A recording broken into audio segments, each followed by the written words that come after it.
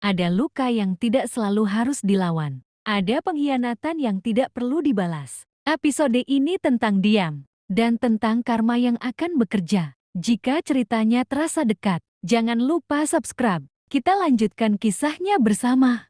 Pagi itu datang tanpa suara. Tidak ada hujan, tidak ada angin, tidak ada pertanda apapun bahwa hidupku sedang berubah. Matahari muncul seperti biasa, menembus tirai tipis kamar tidur kami. Cahaya jatuh tepat di lantai, membentuk garis panjang yang selalu ada setiap pagi. Garis yang sering kuanggap sebagai tanda bahwa hari baru dimulai. Aku terbangun sebelum alarm berbunyi. Sudah lama sekali aku tidak dibangunkan oleh suara Arman. Tidak oleh sentuhannya, tidak oleh bisikannya. Bahkan tidak oleh gerakan kecil saat ia berganti posisi tidur. Ia selalu bangun lebih akhir dariku. Atau mungkin aku saja yang terlalu sering terjaga. Aku menoleh ke samping. Arman masih tidur, punggungnya menghadap ke arahku. Jarak di antara kami terasa janggal. Tidak jauh, tapi cukup untuk membuatku sadar bahwa kami tidak lagi saling mencari. Dulu, bahkan dalam tidur pun,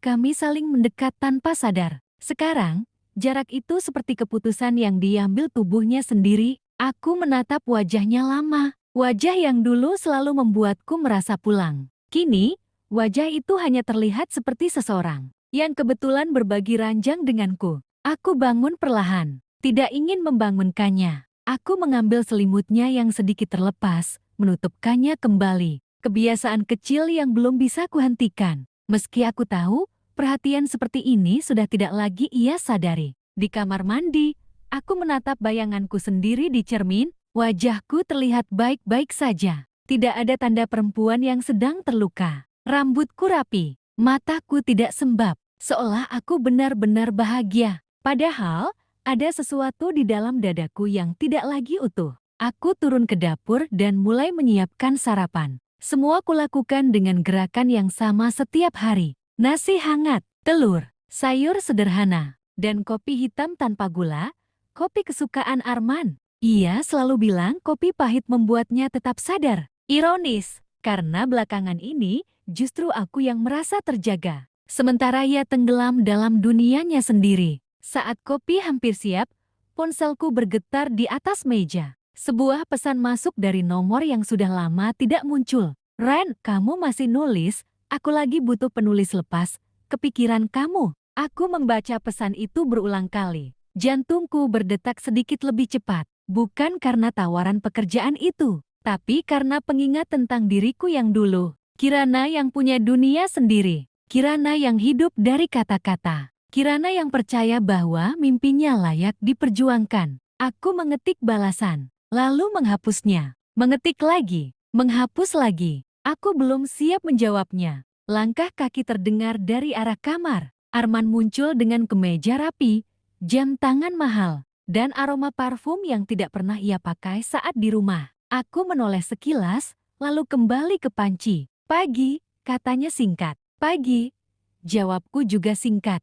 Ia duduk, langsung meraih cangkir kopi. Tidak ada senyum, tidak ada pertanyaan, tidak ada percakapan ringan seperti dulu. Ketika kami masih saling bercerita tentang hal-hal kecil yang tidak penting, aku duduk di hadapannya. Kami makan dalam diam. Diam yang terlalu sering, terlalu lama, dan terlalu kosong. Diam yang tidak lagi membuatku ingin memecahkannya. Arman membuka ponselnya. Jariku refleks berhenti bergerak. Aku tidak berniat mengintip, tapi layar itu terlalu terang untuk tidak terlihat. Sebuah nama perempuan muncul. Nama yang sama. Lagi. Dadaku menegang, lalu kembali datar. Seperti sudah belajar menerima rasa sakit dengan cara yang paling tenang. Aku pulang agak malam, katanya tanpa menatapku. Ada meeting. Aku mengangguk, menjawab tanpa kata. Jangan ditunggu.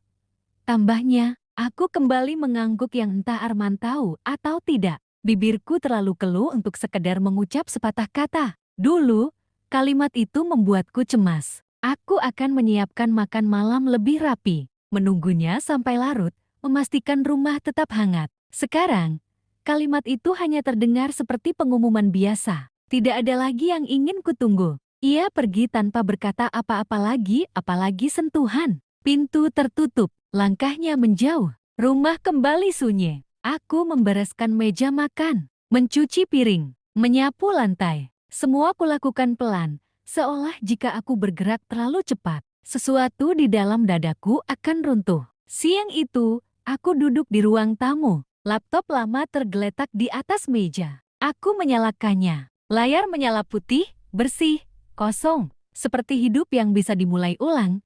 Jika aku mau, aku membuka folder lama. Tulisan-tulisanku masih ada di sana. Artikel, cerita pendek, catatan-catatan kecil yang pernah membuatku bangga. Aku membaca satu di antaranya. Dan tiba-tiba, mataku panas. Aku menutup laptop itu kembali. Belum sekarang. Menjelang sore, aku keluar sebentar membeli kebutuhan dapur. Di luar, hidup berjalan seperti biasa. Orang-orang tertawa, berbincang, menjalani hari mereka tanpa tahu bahwa di dalam diriku ada sesuatu yang perlahan runtuh. Saat kembali ke rumah, aku baru tahu ternyata ponsel Arman tergeletak di meja ruang tamu. Ia lupa membawanya. Jarang sekali terjadi. Ponsel itu bergetar sekali, lalu 2 kali. Aku berhenti melangkah. Nama itu muncul di layar. Aku berdiri cukup lama sebelum akhirnya mendekat. Aku tidak berniat mencari kebenaran. Aku hanya lelah berpura-pura tidak tahu. Aku mengangkat ponsel itu. Layarnya menyala. Tidak terkunci, sebagai salah satu bentuk kesombongannya. Ia percaya aku terlalu setia, terlalu patuh untuk sekedar mengusik hidupnya. Satu pesan terbuka. Aku kangen. Kamu janji tadi siang mau telepon. Kalimatnya singkat, tapi cukup untuk merobohkan semua pertahananku. Aku menelan ludah. Tidak ada tangis, tidak ada teriakan. Yang ada hanya keheningan panjang yang menekan dadaku. Seperti suara yang selama ini kutepis, akhirnya berkata, "Kamu tidak salah, ini memang pengkhianatan." Aku meletakkan ponsel itu kembali, persis di tempat semula. Tanganku gemetar, tapi aku menahannya. Aku tidak ingin Arman tahu aku tahu, bukan sekarang. Malam datang, Arman pulang larut. Wajahnya lelah, tapi matanya terlalu hidup. Ia mencari ponselnya dan menemukannya di meja. "Kamu pegang HP aku?" tanyanya. "Iya, tadi ketinggalan." Jawabku tenang. Ia terdiam sebentar, menatapku, seolah menunggu sesuatu. Air mata, mungkin, tuduhan, amarah, apapun tentang ledakan emosiku. Tapi tidak ada. Aku tidak ingin memberinya kepuasan dengan melihatku terluka. "Kamu kenapa?" tanyanya akhirnya. Aku menggelang. "Gak apa-apa." Ia terlihat lega. Dan entah kenapa, kelegaan itu lebih menyakitkan daripada kebohongan itu sendiri. "Aku capek," katanya. "Mau tidur." Ia masuk kamar. Aku menyusul belakangan. Berbaring di sisi ranjang, membelakanginya. Gelap menyelimuti. Aku menatap langit-langit, mendengar napasnya yang teratur. Di kepalaku, semua kenangan berputar. Tentang bagaimana aku berhenti bekerja demi mendukungnya. Tentang bagaimana aku mengecilkan diriku agar ia bisa merasa besar. Tentang bagaimana kesetiaanku berubah menjadi sesuatu yang dianggap remeh. Malam itu aku menyadari satu hal penting. Aku tidak bodoh, aku tidak lemah. Aku hanya terlalu setia. Dan kesetiaan yang ternyata salah tempat akan selalu berakhir dengan luka. Jika ini pengkhianatan, aku tidak akan berteriak. Aku tidak akan mengemis. Aku tidak akan membuka aib. Aku akan diam. Karena aku tahu, ada hal-hal yang bekerja lebih rapi dari amarah. Lebih adil dari balas dendam. Karma, misalnya. Dan malam itu, di ranjang yang sama, di rumah yang sama, aku mulai pergi. Bukan dengan langkah, bukan dengan koper, tapi dengan keputusan paling sunyi dalam hidupku. Aku memilih diriku sendiri. Terima kasih sudah menemani cerita ini sampai akhir. Jika kisah-kisah seperti ini terasa dekat dengan hidupmu, jangan lupa subscribe. Kita akan bertemu lagi di episode berikutnya.